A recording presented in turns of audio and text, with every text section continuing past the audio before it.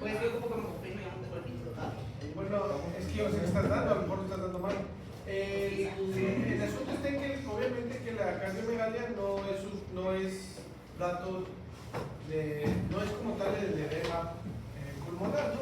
Pero cuando tenemos edema pulmonar más cardiomegalia, es más probable que sea un edema cardiogénico. O sea que la cardiomegalia de lo que nos puede hablar es de un fallo en el corazón, ¿sale? Es un dato, por así decirlo, como indirecto de edema pulmonar cardiogénico. Entonces, pues ya vamos terminando con la segunda búsqueda de diagnóstico y tratamiento. Como visión general de los que nos tuvieron en la clase anterior, estamos hablando de edema pulmonar, que se divide, como estaba resonando el doc, en cardiogénico y no cardiogénico. El cardiogénico es aquel que se origina por alguna patología del corazón, como insuficiencia cardíaca, por ejemplo, o cardiopatía isquémica, y el no cardiogénico suele ser, tiene hallazgos diferentes y es por alguna otra causa que no esté relacionada con el corazón. No sé si son neumonías, según mencionaba la literatura. Entonces, para el diagnóstico del edema pulmonar nos vamos a basar de la clínica y de la imagen para confirmar pues, la sospecha clínica. La clínica ya la compartió nuestro compañero Chavo, va a consistir en disnea de inicio súbito, hiperventilación, vertical, hipoxemia. La expectoración asalmonada veía que es un signo bastante sugestivo, sugerente del edema pulmonar, pero ya en estadios avanzados. Asalmonada es porque tiene una coloración así como rosada y aparte tiene como espuma. Esto se ve que dentro del alveolo, en este edema alveolar, porque también algo que me faltó mencionar es que dentro del edema cardiogénico tenemos dos fases, bueno son tres, pero bueno, en radiología vamos a ver dos, que es el edema intersticial primero, donde el agua o el líquido del edema va a estar en el tejido intersticial y ya el edema alveolar va a ser cuando esté dentro de los alveolos. Entonces ya cuando está dentro de los alveolos, cuando el edema ya es bastante avanzado, entonces la permeabilidad también de la barrera alveolocapilar va a estar pues muy permeable, entonces va a también permitir el paso de sangre de ciertos trocitos y por eso va a tener esta coloración rosada y va a estar espumado porque también va a haber cierta cantidad de aire. Entonces esta expectoración pues es bastante sugerente. También en la auscultación vamos a escuchar palpitaciones y sibilancias y también se va a presentar hipertensión. Pues todo también depende de cuál sea la causa de este edema para otros hallazgos en el clínico. Y ya pues en imagen, ya vamos a la pasada, vamos a ver hallazgos en teletórax, también en el ultrasonido pulmonar y en la tomografía. También algo que no se mencionó de hallazgos de imagen que aquí en diagnóstico sí se hizo un poquito más de hincapié, era que en el caso del ultrasonido vamos a encontrar unas estructuras que son las líneas que son pues datos de este tema. ¿Quiero comentar algo al respecto? Y también es importante identificar cuál es la causa subyacente al edema para poder revertirlo.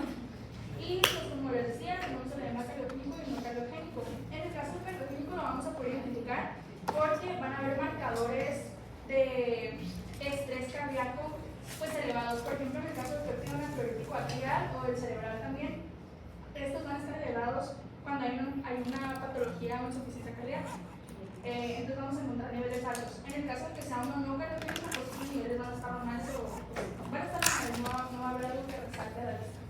También vamos a hacer, por ejemplo, si solicitamos una ecocardiografía, vamos a poder observar las diferentes estructuras del corazón en su funcionamiento, de manera que vamos a poder darnos cuenta si hay pues, alguna patología en el corazón. También pues, en el electrocardiograma vamos a ver anormalidades y también se mencionaba el uso en el libro de Medicina Interna de Harrison, que se usa el catéter de Swan-Ganz, que es a medir la presión en la aurícula izquierda, me parece. Sí, ¿verdad? De izquierda. Entonces, si esta está elevada, es sugerente de edema cardiogénico. La razón es que si tenemos algún problema en el corazón, entonces va a haber una presión hidrostática elevada. Eso es parte de la fisiopatología cuando explicamos el edema cardiogénico y el edema cardiogénico. O sea, cuando se presenta un cardiogénico es porque hay una diferencia, una alteración de las presiones que regulan pues, la entrada o salida o el equilibrio del agua. Y cuando es no cardiogénico es más una alteración de la membrana alveolar. Entonces, esto quiere decir que si tenemos alteraciones de la presión, pues estamos hablando de un edema cardiogénico, y si no las tenemos, estamos hablando de un edema cardiogénico. Y pues eso sería todo de mi parte del diagnóstico.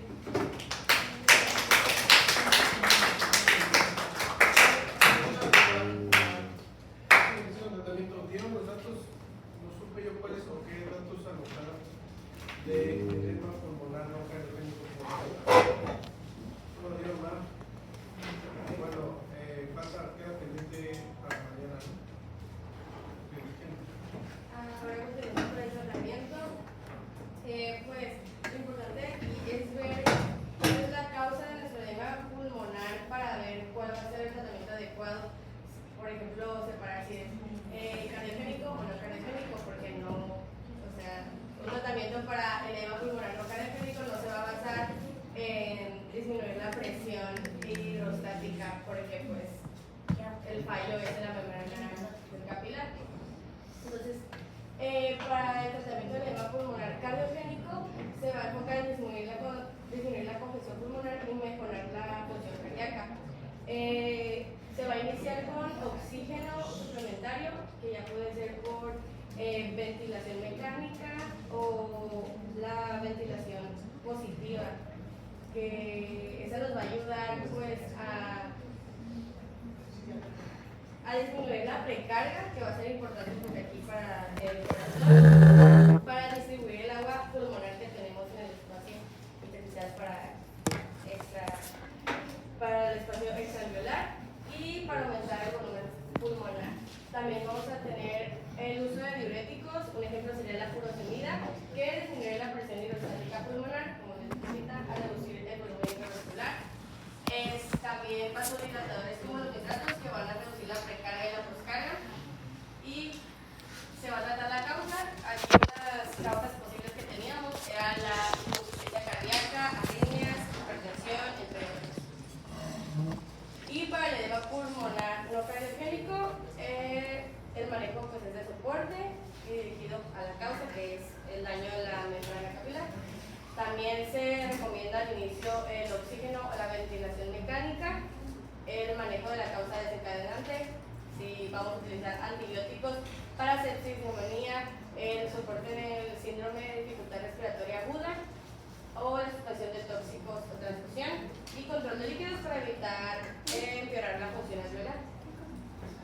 También dentro del tratamiento para dividir si es agudo o crónico, pues si es agudo se va a tratar de recuperar la función lo más antes posible, y si es crónico, tratar la enfermedad de base que se tiene. Y esta imagen la saqué del Harrison, en donde nos muestra aquí que se administra para el edema pulmonar agudo. Y pues tenemos la furosemida, la morfina, que también disminuye la precarga, oxígeno, nitroglicerina, y hidroxapina. Y se tiene que verificar pues, la presión, y eso sería todo de mi parte.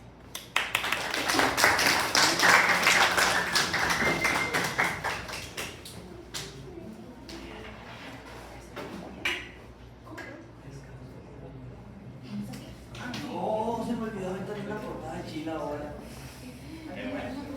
Ya para los cabellos.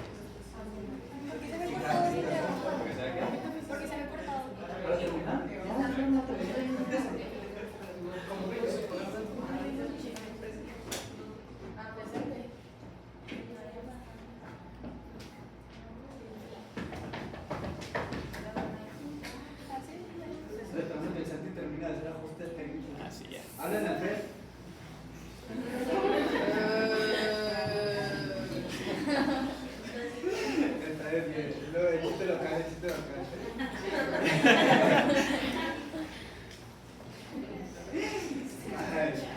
Bueno, vamos a hablar de aneurismas y coartación aórtica. Tenemos para empezar la definición. Voy a decirlo de manera bien y de manera mal. Grande, chiquito, fin. Una es la aorta grande y la otra es la aorta chiquita. En el aneurisma tenemos que este suele ser una dilatación anormal que supera el 50% de la estrechez que normalmente tiene la aorta. Y la coartación tenemos que es una estenosis congénita de un segmento de la aorta. En el aneurisma tenemos que también esta es localizada y permanente. En el aneurisma pues normalmente suele ser congénita. Ninguna de las dos hay algo para decir, mire, voy a checar, no. Normalmente se suelen descubrir por accidente. Pero así, básicamente una es chiquito. Tenemos ahora la epidemiología de los aneurismas. Suele ser, se suele dar del 4 al 8%, me parece, sí, del 4 al 8% de las personas. Está asociado principalmente al tabaquismo, pero puede existir diferentes tipos de enfermedades que lo puedan ocasionar. Tenemos que los grupos de riesgo puede existir, se suele dar normalmente en hombres, que sería de 4 a 6 hombres por cada mujer. Es decir, que si en un salón tenemos 6 hombres y una mujer, esos 6 hombres presentan el aneurisma, por especificarlo. Y su edad es de arriba de 65 años.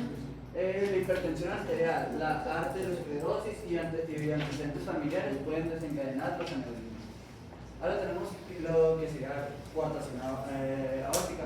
Como este es algo congénito, puede existir en niños y se diagnostica porque es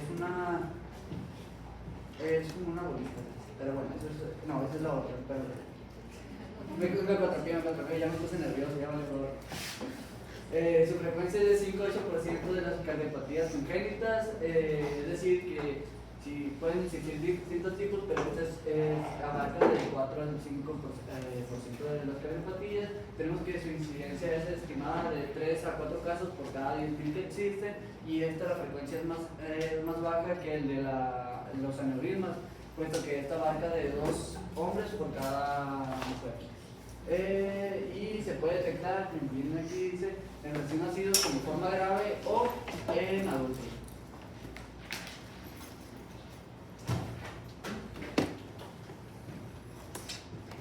Continuamos con la fisiopatología. Vamos a comenzar con la fisiopatología de los aneurismas. Para entender cómo se forma un aneurisma, primero tenemos que recordar cómo es la pared normal. La pared normal arterial está formada por 3 capas, por la íntima, la media y la adventicia. Aquí nos vamos a enfocar más en la capa media, ya que esta es la más importante para la resistencia vascular. La capa está compuesta principalmente por células musculares lisas, por colágeno y elastina. Estas estructuras permiten que el flujo sanguíneo, permiten que la arteria soporte el flujo sanguíneo, que ejerce un estrés mecánico sobre la pared. Mientras esta capa se mantenga íntegra, no va a haber ningún problema. El problema comienza cuando esta capa se comienza a debilitar, y ahí es el primer evento fisiopatológico que tenemos, que es el debilitamiento estructural de la media. Puede haber daño o pérdida de células musculares lisas, que son fundamentales porque estas no solamente nos van a dar soporte, sino que también permiten la reparación activa del vaso. Cuando estas células disminuyen, la pared pierde su capacidad de reparación y se altera la matriz extracelular. Por un lado, va a disminuir la síntesis de colágeno y elastina, y por otro lado, aumenta la degradación debido a la activación de metaloproteinosas de la matriz. Esto produce una inflamación crónica de la pared arterial y una fragilidad del tejido vascular. Pero esta mente no solo ocurre en estado, también va a ocurrir la inflamación crónica e isquemia. Ya que está la inflamación crónica en la capa media, se infiltran macrófagos en la pared arterial, los cuales van a liberar citocinas y enzimas proteolíticas que van a degradar aún más el colágeno y la elastina. Además, factores como lo son la aterosclerosis y la hipertensión arterial van a favorecer el daño estructural progresivo. Entonces, esto conduce a una muerte celular y a una reparación deficiente de la pared vascular. Con el tiempo, todos estos cambios se van a manifestar, que se conoce como histológicamente degeneración quística de la media. Esto no quiere decir que van a ser quistes como tal, sino es una pérdida de fibras elásticas, acumulación de proteoglucanos, fibrosis y una desorganización estructural profunda. Entonces, en este punto ya tenemos que la capa está debilitada, pero no solamente se necesita eso, también hay otros principios físicos que se involucran en esto, como tenemos la ley de Laplace, algo así, que dice que la tensión parietal es proporcional a la tensión del vaso. Entonces, esto significa que a medida que el aneurisma aumenta de tamaño, la tensión sobre la pared también va a aumentar. Entonces se va a generar un círculo vicioso. Más dilatación produce más tensión y más tensión favorece mayor dilatación. Por esto muchos aneurismas crecen de forma silenciosa durante años, pero cuando alcanza cierto diámetro crítico es cuando ocurre una ruptura y pues se incrementa de gran manera.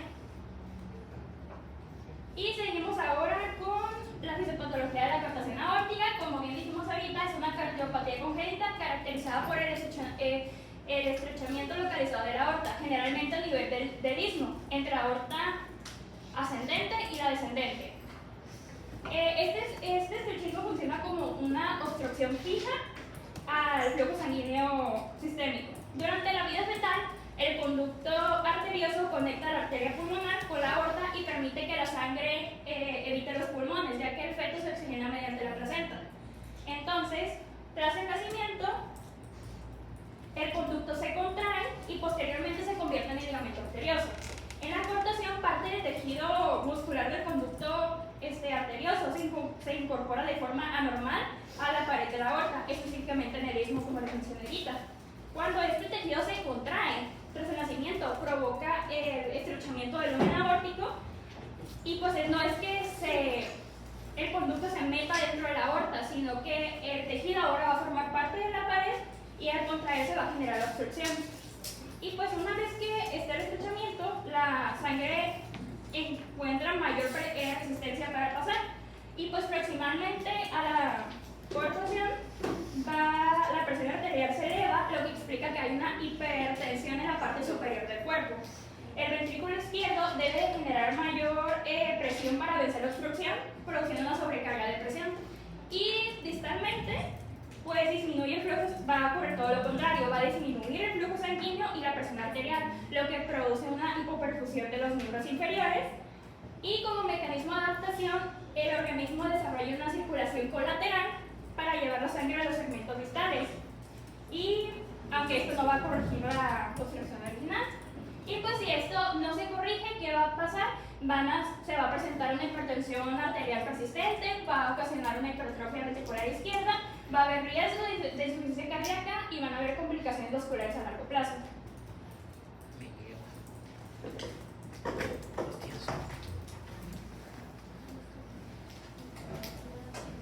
Yo les voy a hablar sobre las clasificaciones de las coartaciones y los aneurismas aórticos. Vamos a tener que esta se va a dividir según su localización, su morfología y según su etiología. En el aneurisma de la aorta torácica vamos a tener que se caracteriza en la aorta ascendente, en el callado aórtico y en la aorta descendente. Según también su localización del aneurisma de aorta abdominal, va a ser infrarrenal, yuxtaterrenal y suprarrenal. Y según la morfología de estos van a dividir en dos, fusiformes y sacular. En las fusiformes vamos a tener una dilatación de la circunferencia uniforme y en la sacular van a ser dilataciones localizadas en un lado de la pared del lado izquierdo. Y según la morfología vamos a tener que se caracteriza en degenerativos, enfermedades del tejido conectivo, como la del tejido conectivo, vasculitis, traumático, infeccioso o una disección crónica. Y de las coartaciones vamos a tener que establecer por su localización, su morfología y su etiología. Sí, etiología. Vamos a tener que se va a dividir en dos.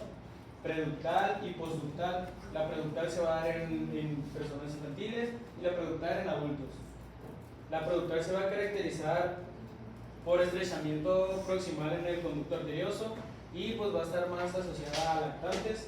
La preductal va a ser un estrechamiento proximal al conducto arterioso igual, pero va a ser comúnmente en adolescentes y en adultos. Según la morfología vamos a tener que es discreta y tubular. La discreta se va a ver en el segmento corto y localizado y la tubular va a ser un segmento de largo, a lo largo hipoplásico. Y según la etiología vamos a tener que son degenerativas o escleróticas, iguales, enfermedad del tejido conectivo, una vasculitis infecciosa y una disección crónica. Sí, más que sea de adultos y de niños. O sea, lo que se refiere es que es la edad a la que debutan, ¿no? No que le dé a los niños y la otra le da a los adultos. O sea, le da a los niños, pues, pero una pasa desapercibida y se detecta normalmente ya a la edad adulta. Eso es a lo que se refiere. ¿Qué más? La que le toca de yo. Se ve chorro. Cagazado. ¿Los vamos a pasar y te ponga mañana? ¿O ¿Qué tema va a darle? paro clínico Y y diagnóstico. diagnóstico? Ah, porque lo de mañana. No le funcionó la terapia. Ya me tienen sentido. Diagnóstico también. ¿Eh? Sí.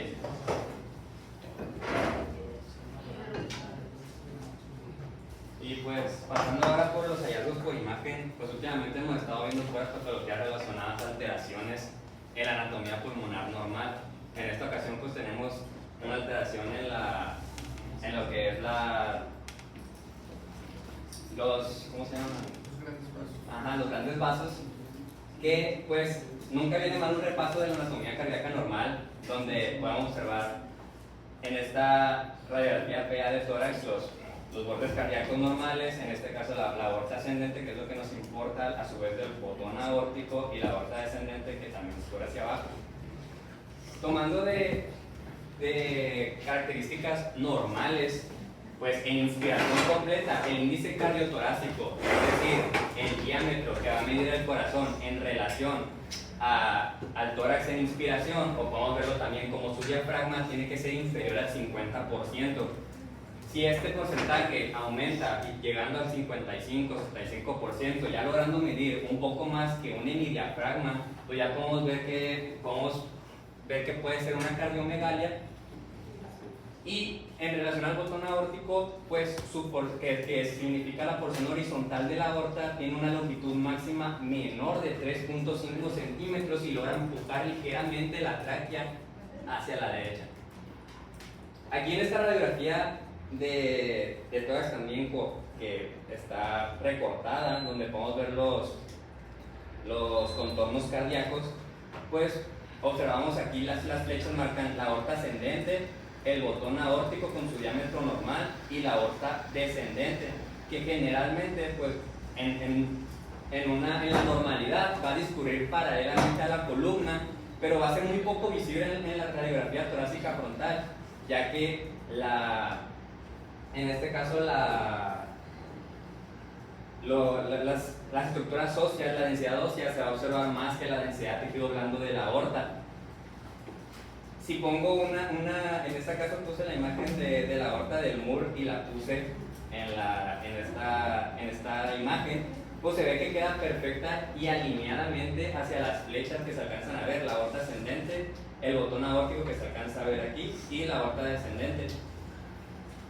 En cambio, en estas últimas dos pues se observan anormalidades, donde vemos que la aorta ascendente tiene un abombamiento a este lado, acercándose más al lado derecho y estando casi paralelamente con el borde cardíaco derecho que representa la aurícula derecha. Esto es una anormalidad. El botón aórtico se observa normal, la aorta descendente también se observa normal, y en la última, en esta, se observa también que la aorta ascendente se proyecta aún más hacia la derecha, llegando a estar por demás del borde cardíaco derecho, y el botón aórtico también se observa un poco ligeramente aumentado, donde debería de medir menos de 3.5 centímetros. Ahora sí, pasando al aneurisma de la aorta torácica, en una radiografía simple, pues en esta se alcanza a ver cómo esta dilatación de la aorta descendente discurre más hacia el lado izquierdo del corazón. Se observa que por aquí, a la altura del botón aórtico, empieza a bajar, acercándose más al lado izquierdo, y ya para este lado empieza a bajar. Es un aneurisma fusiforme en este caso, pues está un poquito recortado, pero pues podemos ver que tiene, para que sea un aneurisma fusiforme, tiene que tener un diámetro mayor a 4 centímetros. Realmente cuando es aneurisma de la aorta torácica, pues la ubicación y forma son bastante variables y se puede presentar de estas dos maneras, observándose un aumento en el diámetro en comparación al diámetro normal de la aorta, y podemos ver que tiene, bueno, podríamos decir que tiene un riesgo de ruptura cuando es un diámetro mayor a de 5 a 5.5 centímetros, y si en 6 meses vemos que tiene un crecimiento mayor a 0.5 centímetros, pues podemos ver que es bastante preocupante y lo aumenta más a este riesgo de ruptura. Oye, una pregunta, de las dos hacia atrás, esas que mencionaba como anormales, las dos últimas, ¿tenías diagnóstico de esos dos? Sí, en esta se menciona que había una estenosis a altura más o menos entre la aorta, en el botón aórtico y aorta descendente, provocando esta dilatación de la aorta ascendente. No es como tal un aneurisma, pero pues se provocaba. No, pues, ¿qué sería si fuera una estenosis? Sí, es que se observa que se vería que está más en un estrechamiento, pues, sí, pero este estrechamiento se observa en esta aorta ascendente que se dilata. Sí, entonces entraría en la definición que dio su compañero de coartación, ¿no? Pues habría que sospechar una coartación en ese caso, donde, de acuerdo a lo que tú dices, es una dilatación preestenótica, donde sabemos que antes del sitio de estenosis va a haber aumento en las presiones. Y el de allá también lo mismo. No, es una hipertensión arterial sistémica. Y por eso estaban dilatadas. De hecho, la aorta descendente de aquel lado, que no se ve, también estaba dilatada. Y pues ahora en esta otra radiografía simple, en vez de ver una aneurisma fusiforme, vemos que es una aneurisma sacular.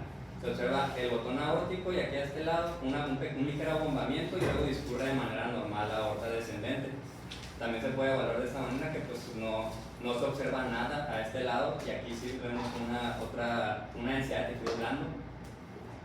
Y pues se menciona en el libro que en el libro que los aneurismas suelen ser evidentes en radiografías de tórax, tanto frontal como laterales, pero que es bastante difícil evaluar su tamaño debido a los efectos del mismo aneurisma que aumentan de tamaño, y pues se observa no completamente del lado de la arteria.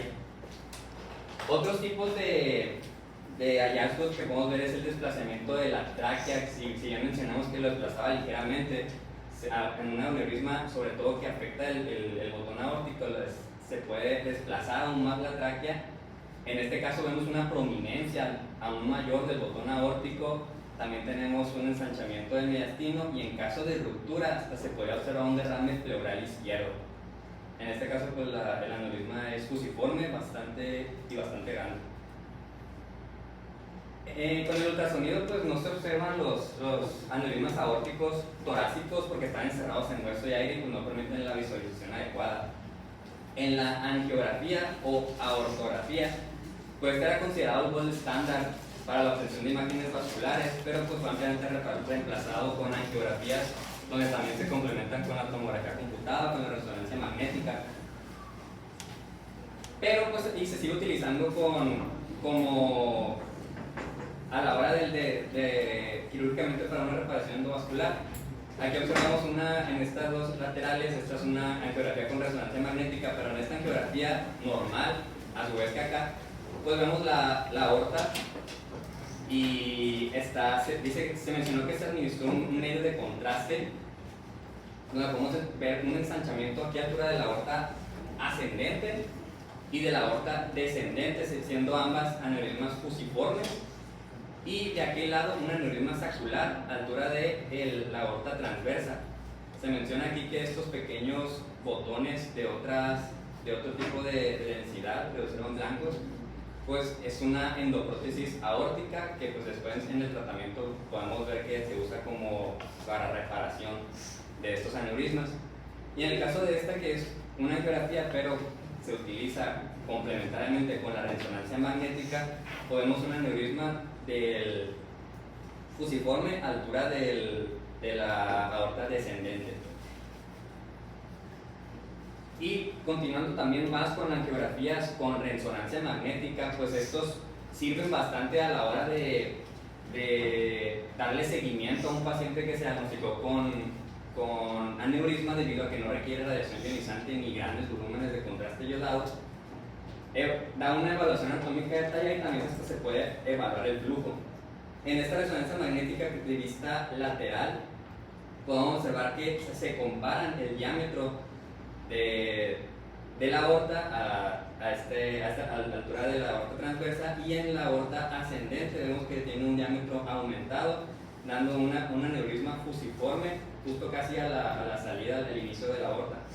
Y en el otro lado, en esta resonancia de vista de tórax, pues vemos un aneurisma fusiforme exageradamente agrandado a altura de la aorta transversa, hasta empujando un poco la subclavia izquierda. Y ahora sí, con el gold estándar, que es la angiografía por tomografía computada, pues esta nos puede dar imágenes de alta resolución de dilataciones de la luz vascular, nos puede dar datos volumétricos en 3D y detecta hasta posibles complicaciones. A la hora de una rotura o fuga se puede observar un hematoma o líquido junto a la aorta o en la cavidad pleural izquierda o en el pericardio. Agarré estas imágenes que vienen en un reporte de caso que me gusta porque pues, se dio un seguimiento a un paciente que se sospechaba de un aneurisma, y a la hora de hacer una angiografía por tomografía computada, que es la de aquí, como tomografía como un corte sagital, donde podemos ver que hay una dilatación, un aneurisma sacular a la altura de la aorta transversa, o sea, está marcada con un asterisco, y a la hora de realizar una reconstrucción 3D de los datos obtenidos de la angiografía por tomografía computada, se observa claramente, aquí está cómo se ve el aneurisma sacular, que siento que no se vería completamente en una radiografía de tórax simple, estaría bastante difícil. Y justamente después le realizaron, ya fuera de los hallazgos de imagen, justo después se le realizó un proceso quirúrgico donde se observa aquí exactamente el aneurisma justo a la altura del arco de la aorta, el aneurisma sacular, y ya lo logran muy bien, se aprecia muy bien. Y pues con más ejemplos, un corte axial utilizando la angiografía por tomografía computada, pues se observa aquí este abombamiento de la aorta junto a la arteria pulmonar, el tronco de la arteria pulmonar. Otro corte sagital donde se observa este aneurisma fusiforme a altura de la aorta ascendente, justo a su inicio, y utilizando el mismo ejemplo a una reconstrucción 3D, aquí se observa este abombamiento de la aorta ascendente. Pasando al aneurisma abdominal, en una radiografía simple considero que es bastante difícil observarla, casi no lo encontré, y este fue el ejemplo más detallado, se podría decir, ya que puede verse visible una zona de calcificación, solamente yo la alcancé a observar en esta radiografía simple lateral, es el mismo paciente. Las calcificaciones se observan por lo mismo, por este flujo turbulento que provoca lo mismo, el aneurisma, y no es adecuada para la detección ni para el seguimiento de un aneurisma aorta abdominal. Generalmente se usan otros estudios, pero generalmente al hacer una radiografía simple se encuentra sin querer, no se buscaba eso realmente. Y pues aquí se observa este abombamiento, estos pequeños rebordes de la aorta abdominal, más o menos se alcanzan a ver. A este lado se observan un poco más estos bordes, este ensanchamiento de la aorta. Y en el ultrasonido, pues dice que es óptimo para la detección y vigilancia general por su rapidez. se observa el signo de Pepsi, que indica que se produce un flujo bidireccional debido al remolino de sangre de la aorta dilatada, que sería este de aquí, como un flujo va y otro flujo alcanza a devolverse por la dilatación de la aorta, que no se va completamente. Hay un flujo que se alcanza a devolver, que se observa como signo de Pepsi. También se observa en esta otra como esta es la luz normal de la aorta, el lumen normal, y todo lo demás, el círculo azul es el aneurisma de la aorta abdominal, y que acá se observa lo que es el trombo mural, que es una imagen ecogénica adherida a la pared, que se observa en el ultrasonido, que también son signos que se observan en el ultrasonido, el signo de Pepsi o del Yin Yang también se mencionaba, y el trombo mural. Nos ayuda también el ultrasonido a la medición directa del diámetro de la aorta y también del aneurisma que está provocando. Y con la angiografía por tomografía computada de la aorta abdominal, pues también nos ayuda bastante a observar. Aquí en este corte coronal vemos esta dilatación en un aneurisma de aorta abdominal, considero infrarrenal.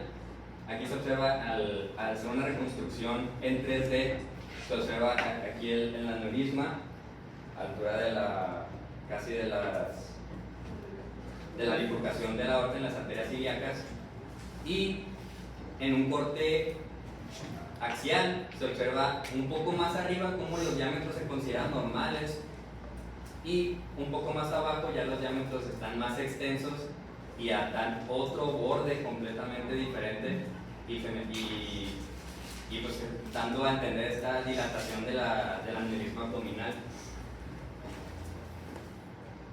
Ahora, también con la angiografía computada también se observan ciertos signos de ruptura, que serían 3: el hematoma retroperitoneal, la extravasación de contraste y el signo de media luna.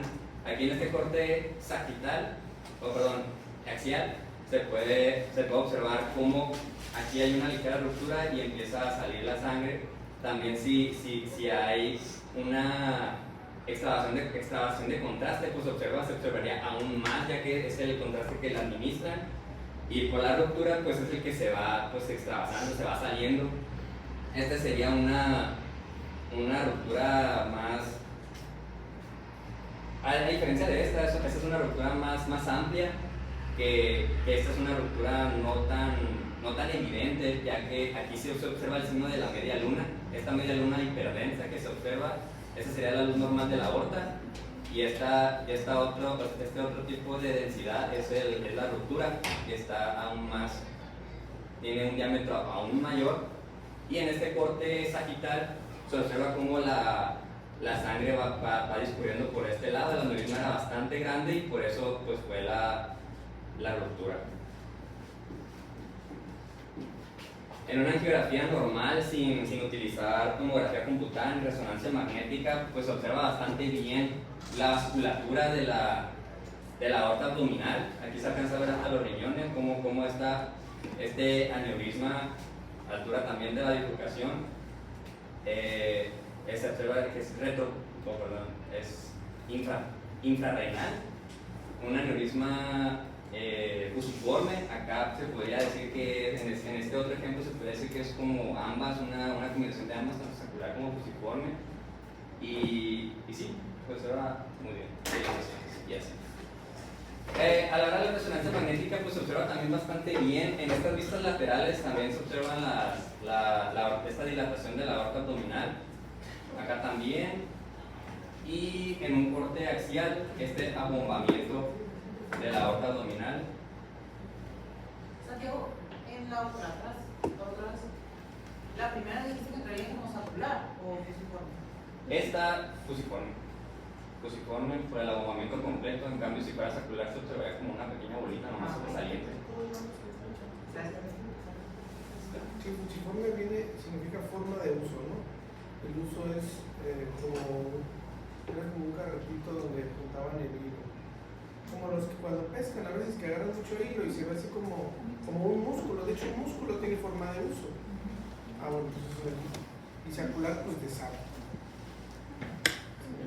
¿Qué más? Ahora pasando con la coartación aórtica, pues... Ya nada más tantito, Había una imagen, más para atrás, ahí. Se puede complicar también un aneurisma con una disección, ¿no?, aórtica. Se le llama aneurismas disecantes. Es cuando se ve, yo creo que el que está del lado derecho de la pantalla, del lado derecho nuestro, cuando se despega la íntima de la media, se genera una falsa luz y puede haber flujo de sangre en esa zona, y aparte donde va avanzando la sangre hacia los segmentos inferiores, ¿no? Cuando se despega la íntima se le conoce como disección aórtica. Nada más mencionar eso. Ok, ¿qué más? Y con la coartación aórtica, pues en una radiografía simple creo que es aún más complicado ver. Siempre veo que es más complicado ver una coartación que un aneurisma, pero pues se menciona que podemos ayudar con pues, hallazgos de imagen. En este caso el signo del 3 es una anomalía en el contorno de la aorta.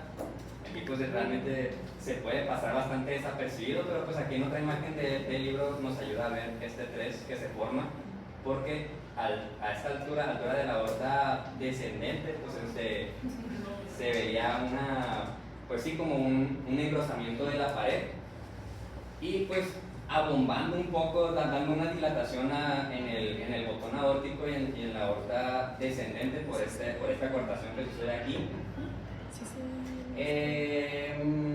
Creo que también podría decirse que está a punto de dar una cardiomegalia por lo mismo del ventrículo izquierdo tratando de romper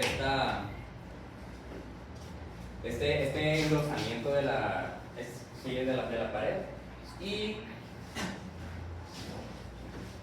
siguiendo tenemos el signo de Rosler, que son las muescas en las costillas inferiores, que son estas que se observan aquí. Son secundarias a dilataciones en los vasos intercostales que se forman para evitar justamente esta coartación e irrigar la aorta descendente.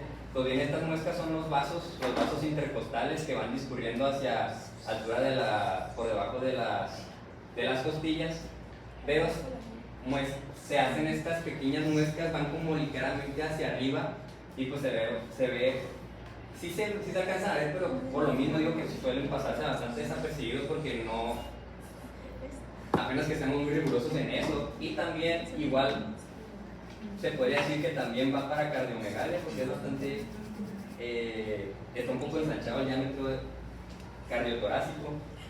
Y pues aquí una combinación de las dos, el signo del 3, que es este que se alcanza a ver aquí. Aquí se alcanza a ver poquito, casi nada. Y el signo de Rosler, que son las muescas, aquí hay una pequeña muesca. ¿Dónde hay más? Yo creo que el 3 es este. Es aquí. Sería aquí. Es esta invitación de aquí. Aquí sería el punto.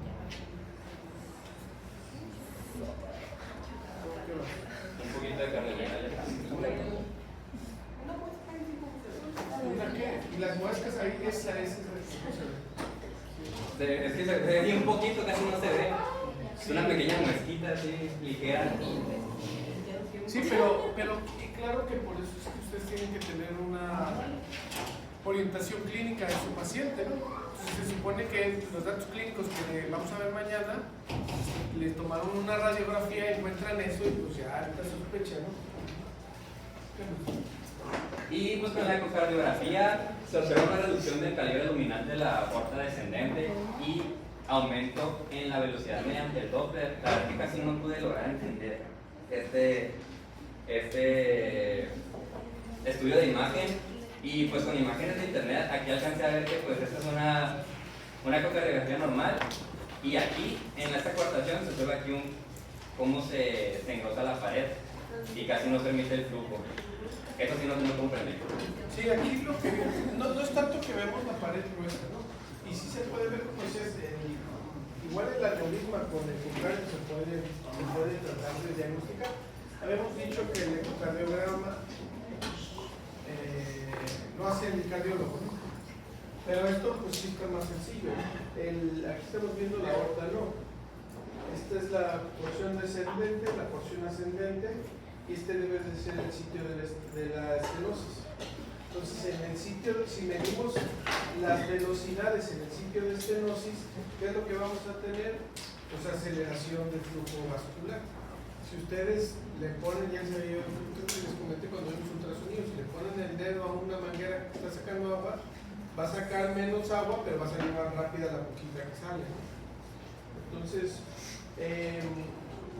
aquí honestamente pues no ponen los valores ni las medidas, pero usualmente, por ejemplo, aquí podríamos ver una medición preestenótica, estenótica y postestenosis, donde tenemos aquí un patrón talus parvus, donde se hace un poquito más, se diferencia menos los picos históricos de los diastólicos. Tenemos un flujo más turbulento y aquí tenemos unas ventanas con un flujo más lineal, más normal, más laminar, ¿no? Aquí es donde deberíamos estar viendo los picos históricos aumentados, pero pues no se ve aquí los valores de cuánto está alcanzando de velocidad. Okay. Pero entendemos esa parte, ¿no? De que los flujos están aumentados. Lo que vemos no es tanto, te decía yo, el engrosamiento de la pared, sino la disminución de la luz. Quiero imaginar que este es un caso normal, así se debería de ver. Aquí están los troncos supraórticos, el tronco branquioencefálico, la carótida y la subclavia. Y aquí de este lado, los mismos, pero aquí sí se ve como que no, sí se ve la diferencia, ¿no? Aquí y aquí, ¿no? Entonces aquí debería ser el sitio de la estenosis. Se tomarían medidas antes, aquí sería el sitio donde habría mayor velocidad y luego más adelante. Tú dices si quieres avanzar. Me faltan dos. No, doctor, yo creo que sí, mañana, porque el doctor de la siguiente clase ya se quejó. Ya, de andamos. nosotros.